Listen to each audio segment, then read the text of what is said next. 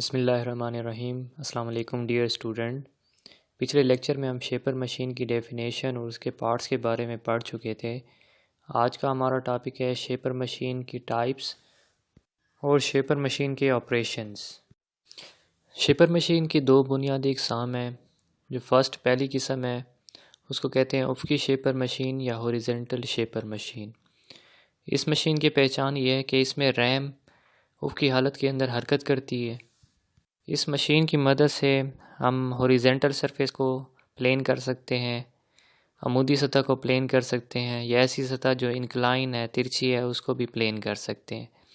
Second चीज़ है vertical shaper machine, जिसे हम अमूदी शेपर मशीन कहते हैं। इसका एक और नाम भी है जिसको हम स्लाटर मशीन भी कहते हैं। इस मशीन के अंदर शेपर के अंदर जो कटिंग टूल है वो वर्टिकल पोजीशन में होता है और कटिंग टूल ऊपर से नीचे की तरफ हरकत करता है।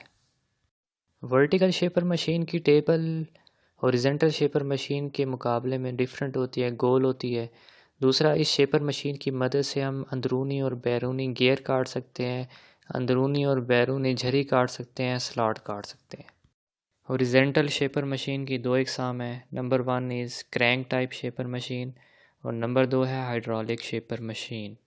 हॉरिज़ॉन्टल शेपर मशीन, जैसा कि इस शेपर मशीन के अंदर रैम आगे और पीछे हरकत करती है, यानी रेसिप्रोकेटिंग हरकत करती है, तो क्रैंक टाइप शेपर मशीन के अंदर एक बड़ा सा गियर होता है जिसको हम बुल गियर कहते हैं। इसको हम क्रैंक पिन से कनेक्ट करते हैं और क्रैंक पिन रैम से कनेक्टेड होती है। रैम की जो हरकत है आगे पीछे की रेसिप्रोकेटिंग हरकत, वो इससे कंट्रोल होती है। दूसरी चीज़ है हाइड्रोलिक शेपर मशीन। इस मशीन के अंदर रैम की जो हरकत है वो हाइड्रोलिक प्रेशर से कंट्रोल होती है। पंप क्या करता है कि ऑयल को प्रेशर को बढ़ाता है और वो ऑयल का प्रेशर रैम के नीचे एक सिलेंडर है, उस सिलेंडर के अंदर पिस्टन होता है, उस पिस्टन के फेस को पुश करती है हाइड्रोलिक प्रेशर। फिर जब दूसरी साइड पुश करेगा तो इसकी वजह से रैम आगे और पीछे हरकत करती है। इसको हम प्रेफर करते हैं हाइड्रोलिक शेपर मशीन को, क्योंकि इसकी कटिंग स्पीड भी ज़्यादा होती है और इसके अंदर गियर की लिहाज से बैकलैश भी नहीं होता। जैसा कि शक्ल में आपको नज़र आ रहा है कि एक रेजरवायर टैंक है जिसमें ऑयल पड़ा है। इस ऑयल के प्रेशर को बढ़ाने के लिए पंप लगा हुआ है। पंप प्रेशर बढ़ाता है और ये ऑयल जो प्रेशराइज ऑयल है ये पिस्टन के फेस के ऊपर अमल करता है, जिसकी वजह से रैम आगे और पीछे हरकत करती है और रैम के ऊपर कटिंग टूल लगा होता है जिससे कटाई होती है और वर्क पीस ना हमवार होता है उसको हम हमवार करते हैं। नेक्स्ट है शेपर मशीन के ऑपरेशंस। नंबर 1 है शेपिंग हॉरिजॉन्टल सरफेस, नंबर 2 है शेपिंग वर्टिकल सरफेस, नंबर 3 है शेपिंग ओब्लिक और एंगुलर सरफेसेस। जो फर्स्ट वन है शेपिंग हॉरिजॉन्टल सरफेस, इसमें हम क्या करते हैं, जो हमारे पास वर्क पीस होता है उसके ऊपर वाली सतह को प्लेन करते हैं। वर्क पीस को हम टेबल के ऊपर रखते हैं या वाइस के अंदर होल्ड करते हैं। शेपर मशीन में कटिंग टूल वर्टिकल पोजीशन में होता है, अमूदी हालत में होता है। जब इसको चलाएंगे तो ये वर्क पीस की सतह को रिमूव कर देगा। जब टूल आगे जाता है तो वर्क पीस की कटाई करता है और जब वापस आता है तो ये आइडल स्ट्रोक होता है, इस दौरान कोई कटिंग नहीं होती।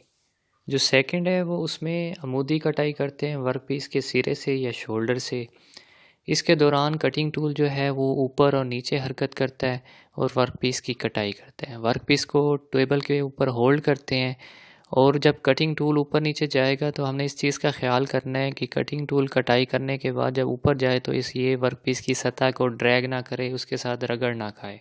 जब वर्क पीस की हम ना तो उफ़क़ी सतह और ना ही अमूदी सतह को प्लेन करना चाहें, यानी ऐसी वर्क पीस जो किसी ज़ाविये पे पड़ा हो, उसको प्लेन करने के लिए जो ऑपरेशन होता है उसको हम कहते हैं शेपिंग ओब्लिक और एंगुलर सरफेस।